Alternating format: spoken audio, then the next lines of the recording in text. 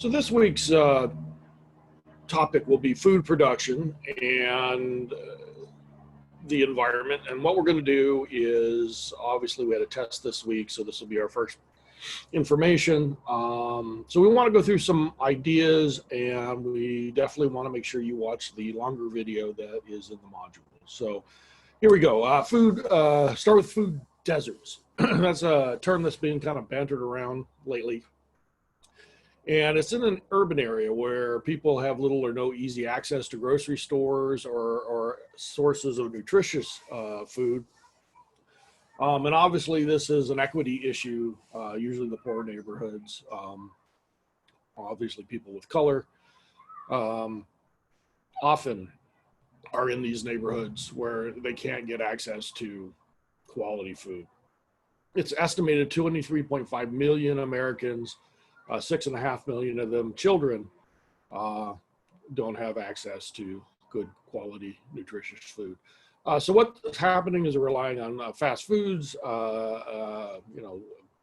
liquor stores, things like that for food items.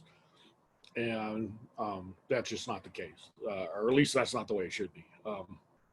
And it leads to a vicious cycle of obesity and diseases associated with that. Okay, so what is food security? That's a term that we're starting to hear. In food insecurity conditions, food security is conditions where people have daily access to nutritious food. And food insecurity obviously then is the opposite, where there is chronic hunger, poor nutrition, health problems, and food insecurity in higher ed, two-year public college, which is what we are, is 17%. And that's why we do the food drives on campus. And if you're not aware of those, definitely look into it or reach out, and I will try to get you information on that. Nobody should be going hungry. And I want to make sure you understand that there's enough food on this planet to feed everybody. Unfortunately, at this point, we choose not to. I'm not sure that's a direct choice, is like we aren't going to feed that starving person. But I think we put in programs that make it very difficult to get food to everybody. So what are the nutritional requirements? And what I want to do is I've got three terms on here that may or may not be well spelled out in the Miller book. So I want to make sure you understand it. So undernourished means you're not getting enough calories. That could be because of food insecurity. Overnourished, which is actually a major problem in this country, is having too many calories, and often not the right kind of calorie, not the right kind of food. And then malnourished is actually maybe getting enough calories, but not getting all the essential nutrients you need, not all the protein, vitamins, minerals, things like that. So, and I've got some examples over here. The picture in the middle of the two mice, I love that picture. You can say that the guy on the left is actually overnourished, but it turns out those two are being fed exactly the same amount. That's actually a genetic study. With the one on the left has a certain gene that has them maintain weight. So it might not be your problem, it might be genetics. It might be genetics and the fact that you can't put your food down or spoon down, or it may be just a combination, and I'm the kettle.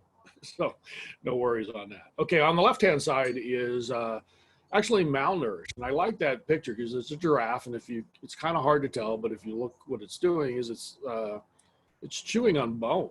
And what it's actually doing is trying to make up for calcium. They are obviously leaf eaters, and browsers is the term we use.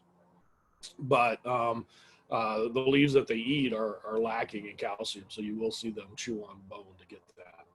Okay, and according to the CDC in 2015, 72% of all adults over age 20 are overweight or obese, and a third of the children. So those are some scary statistics.